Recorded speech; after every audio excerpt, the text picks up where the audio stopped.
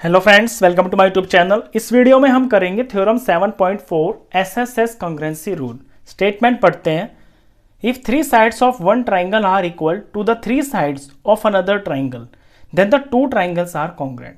अगर किसी एक ट्राइंगल की तीन साइड्स किसी दूसरे ट्राइंगल की तीन साइड्स के बराबर है तो फिर वो दोनों ट्राइंगल्स कॉन्ग्रुएंट होंगे। एक बार फिगर के अंदर समझिए, एबीसी और डीईएफ दो ट्राइंगल्स हैं।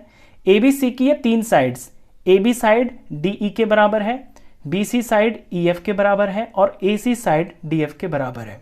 अगर ऐसा है किन्हीं दो ट्राइंगल्स के अंदर तो फिर वो दोनों ट्राइंगल्स कॉन्ग्रुएंट होंगे। ये थ्योरम है। अब इसे प्रूफ करने के लिए हम इसके अंदर S S S congruence rule तो नहीं लगा सकते, क्योंकि एस एस एस तो ये थ्योरम ही है। इसे तो पर्टिकुलरली हमको प्रूफ करके दिखाना है, लेकिन हम एस ए एस रूल से इन दो ट्राइंगल्स को कॉन्ग्रुएंट प्रूफ कर सकते हैं।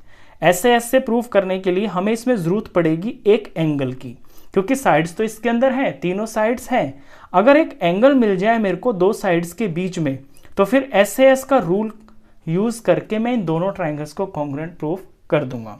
तो यहां पे मैं क्या करूंगा कि एंगल ए को एंगल डी के बराबर शो कर दूंगा। एंगल ए एंगल डी के बराबर शो हो जाएगा तो ये साइड, ये एंगल और ये साइड, ये साइड, ये एंगल और ये साइड, तो साइड एंगल साइड से ये दोनों ट्राइंगल्स कॉन्ग्रुएंट प्रूफ हो जाएंगे। चलिए क्वेश्चन की शुरुआत करते हैं। सबसे पहले गिवन लिख लेते हैं, two triangles A B C and D E F such that. दो ट्राइंगल दे रखे हैं ए बी सी और डी ई एफ, और इस तरह से दे रखे हैं कि ए बी डी ई के बराबर है, निशान भी लगा रखा है मैंने एक जैसा। बी सी ई एफ के बराबर है, ये बी सी इस ई एफ के बराबर है, और ए सी डी एफ के बराबर है, ए सी डी एफ के बराबर है। टू प्रूव करना है triangle A B C is congruent to triangle D E F, कि A B C triangle D E F triangle के कॉन्ग्रुएंट है। ये इसके अंदर प्रूफ करना है। ये हमारा टू प्रूव हो गया। अब मैंने बताया कि मेरे को इसके अंदर एक एंगल चाहिए, तो एंगल में ए और डी को बराबर दिखाऊंगा। तो मेरा जो सारा पर्पस होगा इस थ्योरम के अंदर वो यही होगा कि बस मुझे एंगल ए और डी ये बराबर दिखाते ही मेरा काम बन जाएगा। अब आते हैं प्रूफ के ऊपर। तो प्रूफ करने के लिए इसमें आपको एक छोटी सी कंस्ट्रक्शन करनी पड़ेगी। कंस्ट्रक्शन ये होगी, यहां पे देखिए, इस ई पॉइंट से जी पॉइंट तक आपको एक लाइन खींचनी है, और ये लाइन इस तरह से होनी चाहिए कि इसकी लेंथ इस ए बी लाइन के बराबर होनी चाहिए, इस वाले ट्राइंगल के। तो मैं निशान भी लगा लेता हूं सिंगल, कि ई जी बराबर होनी चाहिए ए बी के। और ये जो एफ ई जी ट्राइंगल यहाँ पे तैयार होगा, ये वाला जिस पे मैं डॉट लगा रहा हूँ, ये एंगल बराबर होना चाहिए यहाँ इस एंगल बी के, यानी ए बी सी के। ये इसके अंदर कंस्ट्रक्शन होगी। उसके बाद जी पॉइंट को आप एफ से जोड़ देंगे और इस जी पॉइंट को डी से भी ज्वाइन कर देंगे। तो यही कंस्ट्रक्शन मैंने ऑलरेडी की हुई है, और इसको आपको लैंग्वेज में इस तरह से लिखना है। Draw E ji such that, ई जी बनाइए इस तरह से कि F E G angle A B C के बराबर हो, एफ ई जी ए बी सी के बराबर हो, and E G is equal to A B, और ई जी की लेंथ ए बी के बराबर हो। Join G F and G D, इन दोनों को आपको ज्वाइन कर देना है। अब आते हैं इसमें प्रूफ पे। तो मैंने बताया कि एंगल ए और एंगल डी को आपको बराबर दिखाना है। वो दिखाने के लिए पहले हम क्या करेंगे, ये जो ट्राइंगल ए बी सी है और ये जो नया ट्राइंगल हमने दूसरा वाला तैयार किया है ई जी एफ, हम इन दोनों ट्राइंगल्स को कॉन्ग्रुएंट प्रूफ कर देंगे।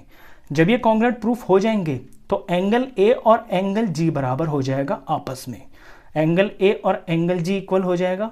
उसके बाद एंगल जी को एंगल डी के बराबर हम दिखा देंगे, और फिर उन दोनों रिजल्ट से हम एंगल ए और एंगल डी को इक्वल शो कर सकते हैं। तो बेसिकली सबसे पहले ए बी सी ट्राइंगल और ये जो जी ई एफ ट्राइंगल है, इन्हें हमें कॉन्ग्रुएंट प्रूफ करना है।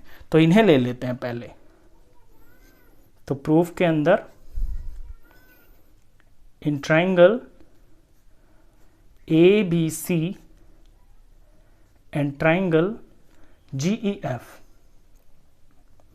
इन दोनों के अंदर ये जो बी सी लाइन देख रहे हो आप, बी सी और ये जो ई एफ लाइन है, ये दोनों बराबर है, क्योंकि ये तो गिवन ही है। ये बी सी बराबर ई एफ है, और एंगल बी ये वाला और एंगल ई ये वाला, ये हमने अभी अभी कंस्ट्रक्शन से किया है। कि इसका एंगल बी इसके एंगल ई के बराबर होगा। ये हम लिख सकते हैं बाय कंस्ट्रक्शन, और ये तो गिवन है।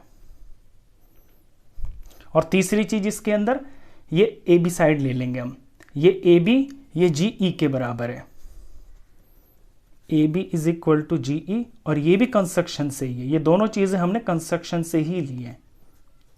तो ये हो गई है साइड, और ये हो गया बीच में एंगल, और ये हो गई है फिर से साइड। तो साइड एंगल साइड से ये दोनों ट्राइंगल्स कॉन्ग्रुएंट प्रूफ हो गए हैं। तो लिख देंगे therefore triangle ABC is congruent to triangle GEF। अब जब ये दोनों ट्राइंगल्स कॉन्ग्रुएंट प्रूफ हो गए हैं तो इसमें से हम कुछ CPCT पार्ट्स निकाल लेते हैं, यानी कोरस्पॉन्डिंग पार्ट्स। तो जो एंगल A है ये G के बराबर हो जाएगा, एंगल A है is equal to angle G के बराबर हो जाएगा। और जो AC साइड है ये AC साइड हो जाएगी GF के बराबर, इसका AC, इसकी AC साइड दूसरे वाले ट्राइंगल के GF के बराबर हो जाएगी। ये जो दोनों रिजल्ट्स हैं ये है corresponding parts of congruent triangles, यानी कि CPCT। इनका हमारा आगे चल के यूज होगा। तो एंगल A को एंगल G के बराबर तो मैंने दिखा दिया। अब मेरा पर्पस होगा इस वाली फिगर में एंगल D और एंगल G को इक्वल दिखाना। अब हम उसके लिए आगे सॉल्यूशन करेंगे।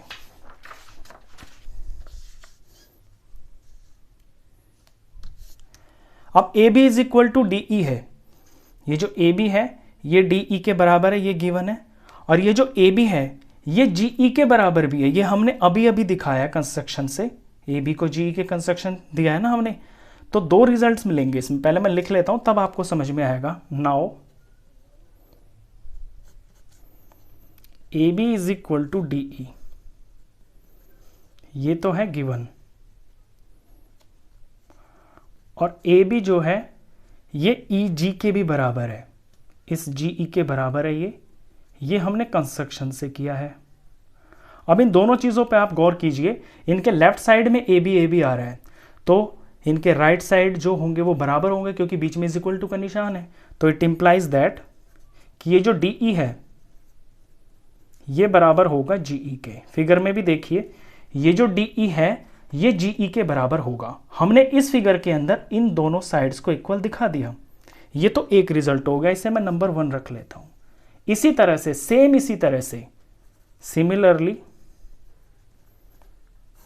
अब हमें इस ट्रायंगल के इस वाले पार्ट के अंदर DF को और FG को इक्वल दिखाना है। उसके लिए हम लिखेंगे कि AC और DF ये दोनों तो पहले से ही बराबर है, given AC is equal to DF, ये गिवन है। और दूसरा ये भी कि जो AC है वो GF के बराबर है, ये जो AC है ये GF के बराबर है। ये अभी अभी हमने CPCT में किया है, देखिए पीछे ये रहा, AC is equal to GF,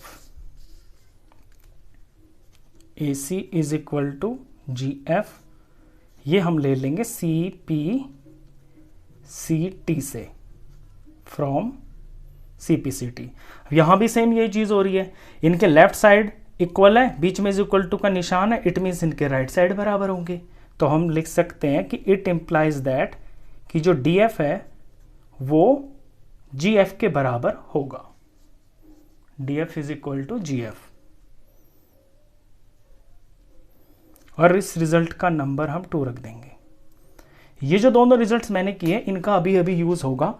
देखिए पहले ही समझ लीजिए कि DE और EG ये दोनों साइड्स बराबर दिखा दी, DF और FG ये दोनों साइड्स हमने बराबर दिखा दी। अब हमारा पर्पस है कि एंगल D को और एंगल G को इक्वल दिखाना है। तो इनमें जो एंगल्स बाइसेक्ट हो रहे हैं ना, इस तरह से ये कट रहे हैं जो, इनके कुछ नेम रख लेता हूं मैं। इसका नाम मैं 1 रख लेता हूं, इसका नाम 2 रख लेता हूं, और इसकी नंबरिंग 3 और इसकी नंबरिंग 4। अब हम यहाँ पे ट्राइंगल की प्रॉपर्टी लगाएंगे और ये दिखाएंगे कि इक्वल साइड्स के सामने के जो एंगल्स होते हैं वो बराबर होते हैं। अब हमारा यही पर्पस होगा। तो हम लिखेंगे, दोनों ट्राइंगल्स को बारी बारी से लेंगे, DEG को और DFG को। तो पहले मैं ले लेता हूं इस वाले ट्राइंगल को जो लेफ्ट साइड में है, EGD। Now in triangle EGD D. EGD के अंदर हमने दिखा दिया कि ये जो डीई साइड है ये ईजी साइड के बराबर है, डीई बराबर है जीई के।